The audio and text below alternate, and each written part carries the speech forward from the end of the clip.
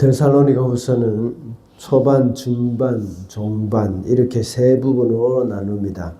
1장은 초반에 해당되는데 핍박을 받고 있는 성도들을 격려하고 2장은 중반으로서 주님의 재림에 대한 올바른 가르침을 주고 있습니다. 마지막 3장은 재림을 기다리는 성도들이 일상의 삶에서 충실히 살아가도록 교훈을 주고 있다고 했습니다. 어제부터 살펴본 데살로니가후서 2장은 두 부분으로 나누어진다고 했습니다. 그 중에 어제 우리가 살펴본 말씀은 주님의 재림에 대한 오해를 하지 말라고 말씀을 하고 있습니다. 그리고 주님의 재림이 있기 전에 불법 한 자가 나타날 것이고 그들을 심판할 것을 말씀하고 있습니다. 그러므로 재림을 기다리는 성도는 날마다 일어나는 그 일에 대하여서 말씀으로 점검을 해야 하고 또 분별을 해야 한다고 했습니다. 그리고 재림을 기다리는 성도는 진리를 믿어야 한다고 했습니다. 오늘 우리가 읽은 2장의 후반부에서는 데살로니가 성도들이 가지고 있는 그 구원의 확신에 대한 감사를 하고 있고 그들을 향한 권면과 중보기도를 하고 있습니다. 데살로니가 성도들이 주님의 재림 앞에서 심판을 받지는 않을까 하는 그런 두려움이 있었기 때문에 그들에게 큰 위로와 확신이 필요했던 것입니다. 그래서 오늘은 성도가 받는 위로와 확신이라는 제목으로 말씀을 살펴보겠습니다. 첫째로 성도는 구원의 확신이 있을 때에 위로와 확신을 갖게 됩니다. 13절 말씀입니다. 주님의 사랑을 받는 형제 자매 여러분, 우리는 여러분의 일로 언제나 하나님께 감사하지 않을 수 없습니다.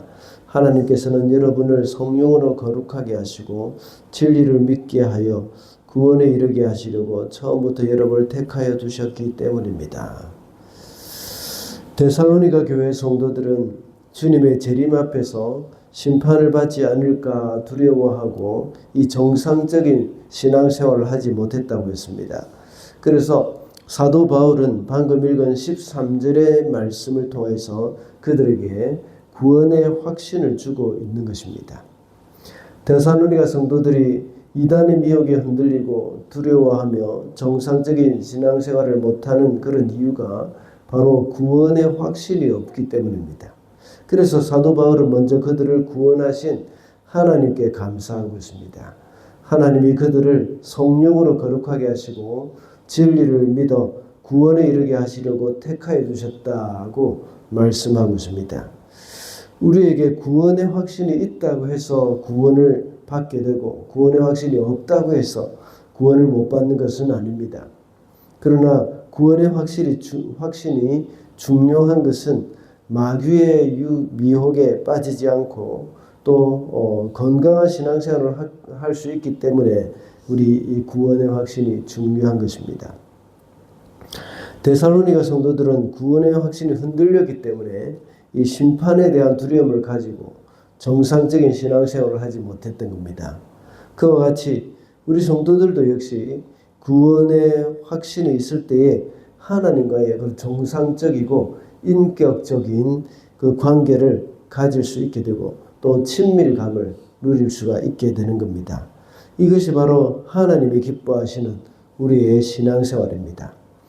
에베소서 6장 17절과 데살로니가전서 5장 8절에 보면 구원의 투구라는 말이 나옵니다. 데살로니가전서 5장 8절에는 구원의 소망의 투구라고 말하고 있습니다. 이 구원을 이렇게 투구에 비유하는 이유가 무엇일까요? 군인들이 쓰고 있는 투구, 헬멧 이런 것들을 통해서 적군과 아군을 그때 당시는 구분을 할 수 있었기 때문입니다. 구원을 받았다는 것은 내가 하나님의 자녀라는 말입니다. 그러나 구원을 받지 못했다는 것은 마귀의 종을 의미하는 겁니다. 구원을 받았느냐 받지 못했느냐 하는 것은 영적 전쟁에서 적군과 아군에 대한 명확한 구분을 해주는 것입니다.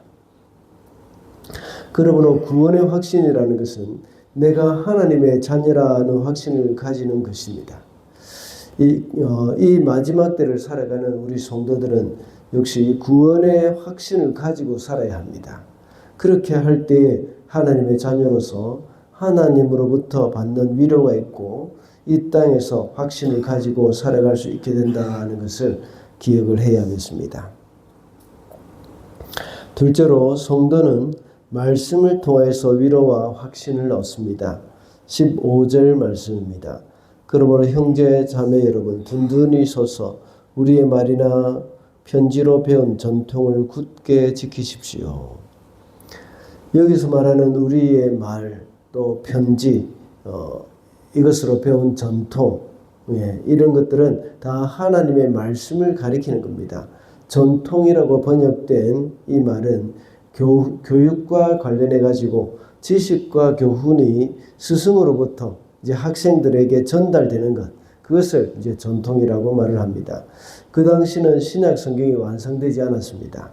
사도 바울은 구약 성경을 통해서 그리스도에 대한 가르침을 주었고 또 멀리서 서신을 통하여서 그들을 가르쳤습니다. 그래서 그런 가르침을 전통이라고 표현을 했습니다. 그러므로 데살로니가 교회 성도들이 바울로부터 받은 말이나 편지를 통해서 배운 그 전통이 그 기원이 모두 예수 그리스도께 있는 것입니다. 오늘날에 와서는 이 바울의 편지들은 다 정경으로 채택이 되어 있고 성경이 완성되었습니다. 이제 우리는 이 성경 말씀을 가리켜 전통이라고 할 수 있습니다. 우리가 세상의 다른 것으로는 위로나 확신을 얻을 수가 없습니다. 오직 하나님의 말씀밖에 없다는 것을 기억해야 합니다. 세상의 심리 상담으로는 일시적인 위로는 될 수도 있으나 그것이 진정한 위로를 줄 수도 없으며 그들의 삶을 바꾸어 줄 수도 없습니다. 오직 하나님의 말씀을 근거로 해서 그 말씀을 따라 살아가기로 결단을 내리고 실행에 옮길 때 우리의 인생은 바뀔 수가 있습니다. 그러므로 말세를 살아가는 우리 성도들은 말씀을 통해서 진정한 위로와 확신을 가질 수 있다는 것을 기억을 해야 하겠습니다. 마지막으로 성도는 중보기도로 위로와 확신을 얻습니다. 16절과 17절 말씀입니다.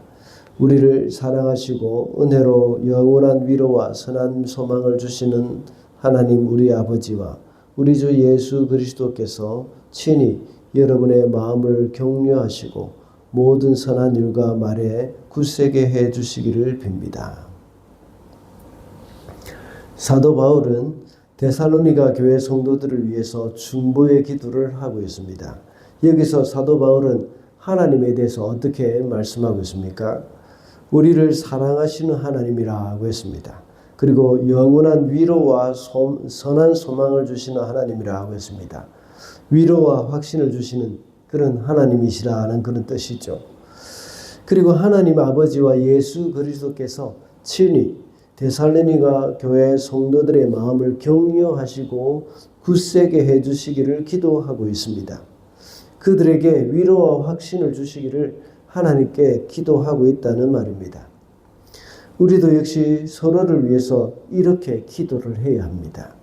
성도의 신앙을 굳게 세우기 위해서는 기도가 필요합니다.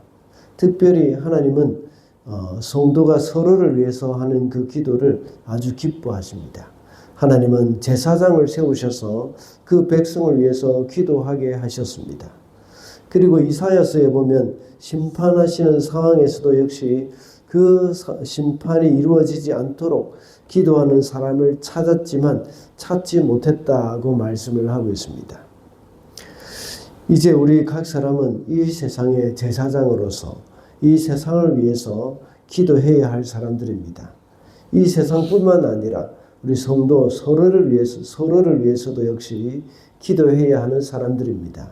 하나님은 우리가 다른 사람들을 위해서 기도하는 그 기도를 기뻐 받으신다는 것을 알고 서로를 향한 하나님의 위로와 확신을 위해서 기도를 해야 하겠습니다. 이것이 바로 우리를 거룩한 나라와 제사장으로 세우신 그 하나님의 뜻이요 우리가 해야 할 일이기 때문입니다. 우리의 기도를 통해서 두려워하고 정상적인 신앙생활을 하지 못하는 사람들이 위로를 받고 확신을 얻게 된다는 사실을 명심을 해야 하겠습니다. 말씀을 맺겠습니다. 오늘은 성도가 받는 위로와 확신이라는 제목으로 말씀을 살펴봤습니다. 성도는 구원의 확신이 있을 때 위로와 확신을 얻는다고 했습니다. 그리고 성경 말씀을 통해서 또 중보기도를 통해서 위로와 확신을 얻을 수 있다고 했습니다. 결국은 구원의 확신과 말씀과 기도라는 것을 우리가 알 수가 있습니다. 오늘도 주님 안에서 위로와 확신을 가지고 다른 사람들을 위해서도 말씀과 기도로 또 위로와 확신을 줄 수 있는 그러한 저와 여러분이 되시기를 바랍니다.